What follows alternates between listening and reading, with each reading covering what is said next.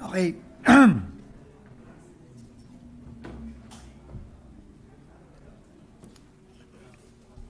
Good morning, everyone. We'll just be giving a few updates on very important matters that we wanna inform you and the public about. Number one, I think we will continue to work with the ICI and now with our new Ombudsman Boying Remulla. I was with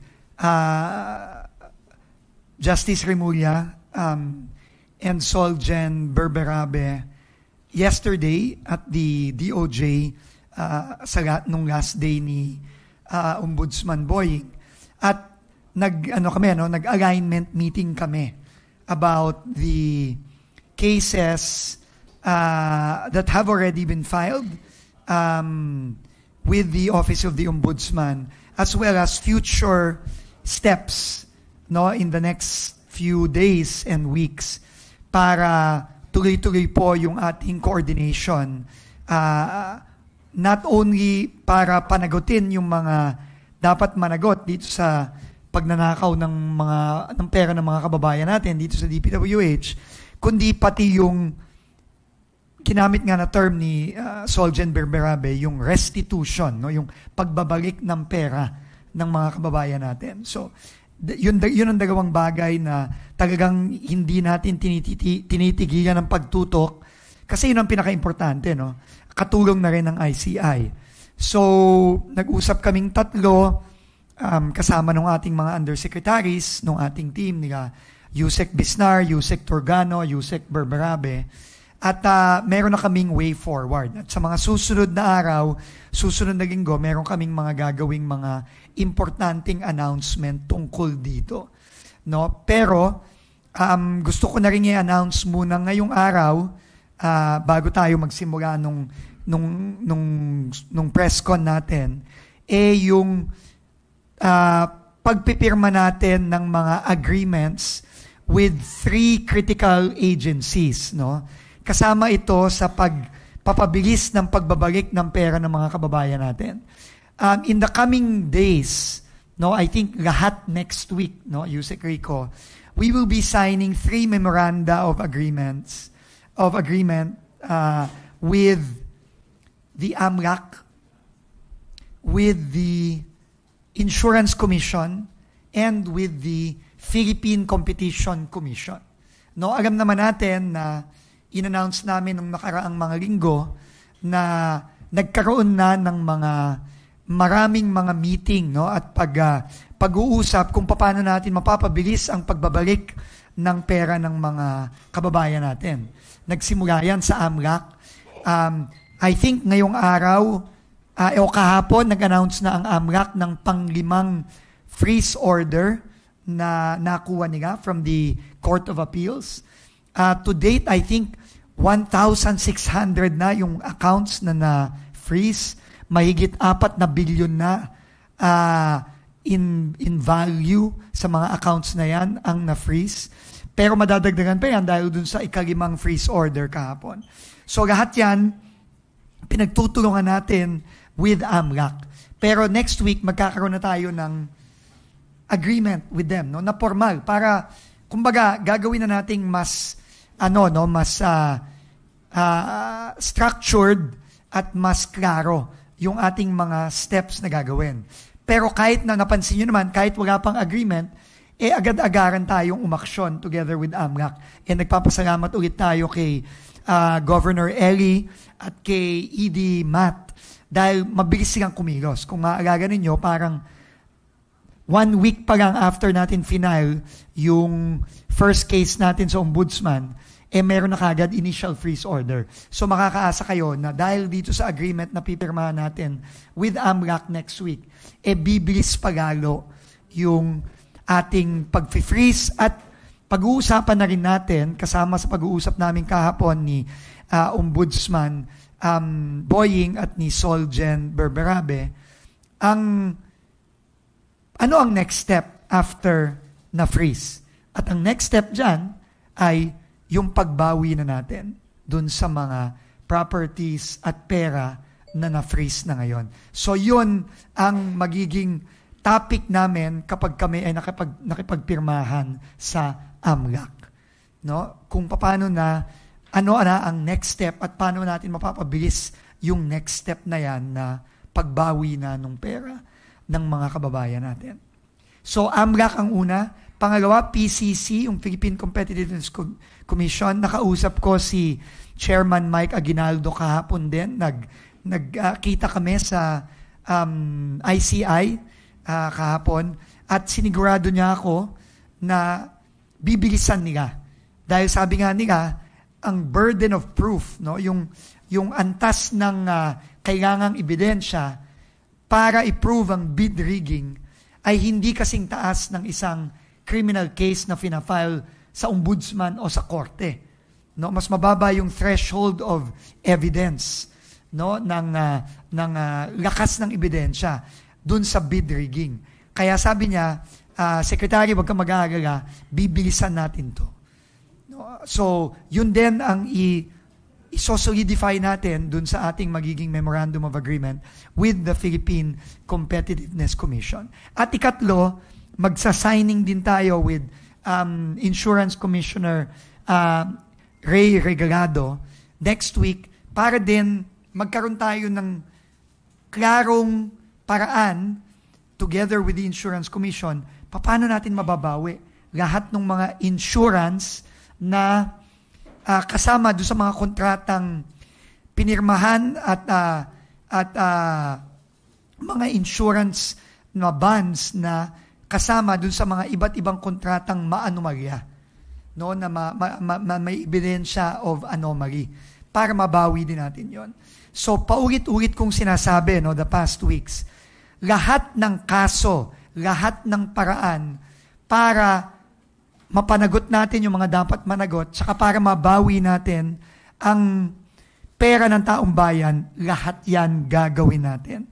At next week, 3 ang pipirmahan nating Memorandum of Agreement sa mga ahensyang yon. So, abangan nyo lang po next week, pero makakaasa kayo, pagkatapos nating pirmahan itong mga to, lalo pang bibilis ang ating proseso, no, dito sa pagbabawi ng pera ng mga kababayan natin.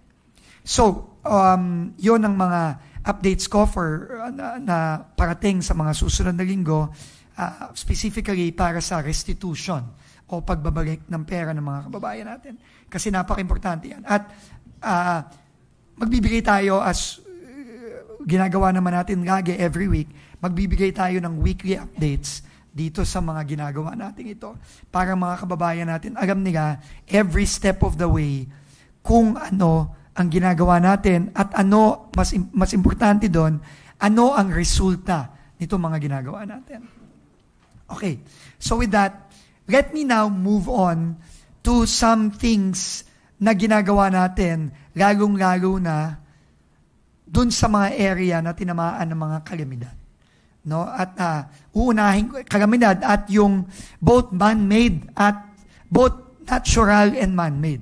Dahil alam nyo naman, aparte dun sa lindol tsaka bagyo na tumama sa atin last week, unfortunately, meron din tayong man-made calamity, yung pagbagsak ng Pigatan Bridge sa Alcala, Cagayan na binisita natin nung Merkules. So magbibigay ako ng mga updates ngayon. Unahin ko yung update sa Pigatan Bridge sa Cagayan. Alcala, Cagayan. So, unang-una, 3 ang ating naging immediate na solusyon. Hiwalay pa ito dun sa investigasyon natin kung ano ba talaga nangyari at kung meron bang dapat na managot. No? Dahil hindi lang basta-basta naman yan dahil nag-overloading, marami pang ibang posibleng dahilan. Kasama na dyan yung retrofitting, yung maintenance, at pati na rin yung lack of controls sa pagdaloy ng trapiko dyan. No? So, kailangan yon imbestigahan natin. Pero mas importante para sa amin, yung solusyon. Kasi napakalaking problema nung nangyari sa Pigatan Bridge. No? Sabi nga ng Pangulo natin, paulit-ulit niyang sinasabi sa akin, nung sinabi ko sa kanya, papunta ako ng Cagayan, harvest season ngayon, Secretary, sabi ng Pangulo. Yung pagbiyahe ng mga palay at mais, galing sa Cagayan Valley, papunta sa Central Luzon, papunta sa Metro Manila, papunta sa Southern Luzon. Critical yan para sa bigas natin, ng mga kababayan natin. At critical din para sa mga poultry at iba pang mga farms na nangangailangan ng mais. No? So critical yan at kailangan bilisan ng solusyon. So meron tayong 3 solusyon. Ang unang-una, yung nakikita nyo sa likod nyo. No? Immediately, kahapon, Huwebes kahapon, nung Wednesday nandun tayo, nag-mobilize na tayo ng pagpapagawa ng detour bridge na magsaserve as another bridge katabi ng Pigatan Bridge para immediately makakatawid na yung mga kababayan natin. Ito ay a 40-ton bridge. Mas mataas pa ang kapasidad nito kaysa dun sa bumagsak na tulay na 18 tons lang. No? So, at inassure ako ng ating mga tao na kaya nilang gawin ito in